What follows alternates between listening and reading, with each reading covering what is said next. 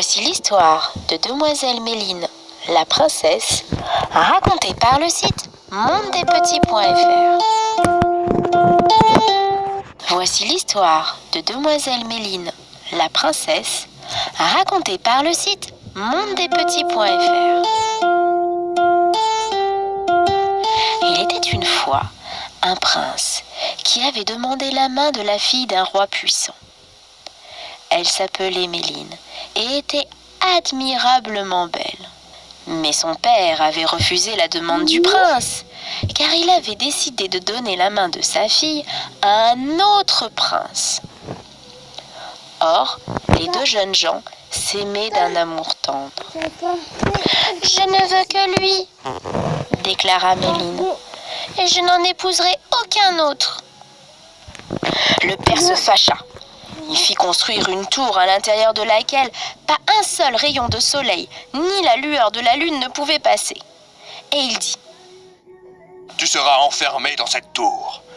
Je viendrai régulièrement pour voir si ton obstination et ton entêtement ont été brisés. » On apporta dans la tour à manger et à boire.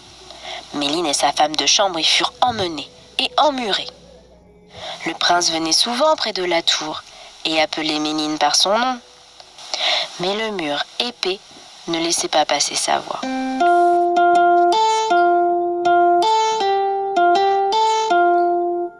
Et le temps passa. Elle n'avait plus aucune nouvelle et la nourriture commençait à s'épuiser. Méline dit alors : « Il n'y a pas d'autre moyen.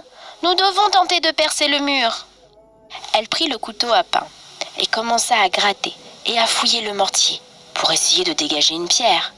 Lorsqu'elle était fatiguée, sa femme de chambre la remplaçait.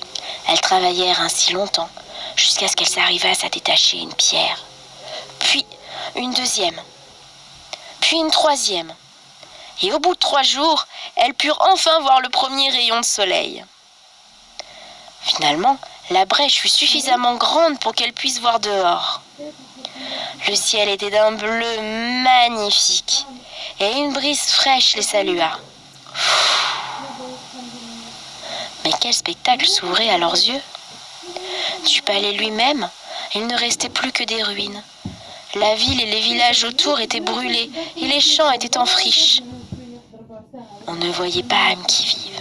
Lorsqu'elles eurent agrandi la brèche dans le mur, suffisamment pour pouvoir se glisser au travers, elles sautèrent à terre. Mais que faire? L'ennemi avait dévasté tout le royaume.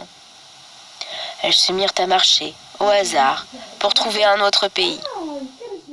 Mais elles ne trouvèrent ni un toit pour se réfugier, ni une seule personne qui leur tende un morceau de pain. Tout allait si mal qu'elles finirent par arracher des orties pour se nourrir. Finalement, elles arrivèrent dans une grande ville. Un cuisinier eut pitié d'elles et leur permit de rester pour l'aider à la cuisine.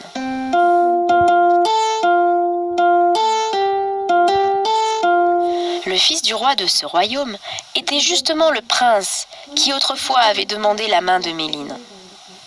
Son père lui avait choisi une fiancée laide au cœur dur. Le mariage approchait inexorablement. La fiancée était déjà là, mais à cause de sa laideur, elle ne s'était jamais montrée. Elle s'était enfermée dans sa chambre et Méline lui apportait à manger directement de la cuisine. Le jour de la noce arriva et la mariée devait accompagner son futur époux à l'église. Consciente de sa laideur, elle avait honte de se montrer en public. Elle dit alors à Méline : « C'est ton jour de chance. Je me suis tordu le pied et je ne peux pas bien marcher. Tu mettras ma robe et tu me remplaceras lors du mariage. Si tu n'obéis pas, tu le paieras de ta vie. » Méline fut obligée d'obéir. Elle dut se vêtir de la magnifique robe de mariée et se parer de ses bijoux. Lorsqu'elle entra dans la salle royale, tout le monde fut frappé par sa beauté.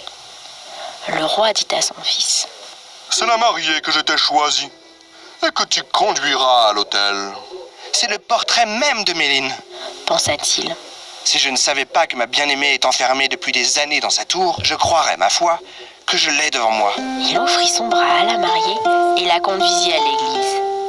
Des orties poussaient près de la route et Méline leur dit : « Ortie, Petite plante gracieuse, tu m'as l'air bien soucieuse. Ne t'inquiète pas, je n'ai pas oublié le temps du chagrin refoulé.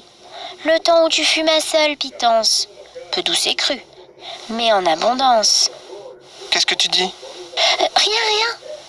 Je pensais juste à la princesse Méline. La connais-tu? Mais non. Comment pourrais-je la connaître? J'en ai juste entendu parler. Le marié prit un collier de très grande valeur et lui passa au cou. Ils entrèrent dans l'église et devant l'autel, le prêtre lia leurs mains et les maria.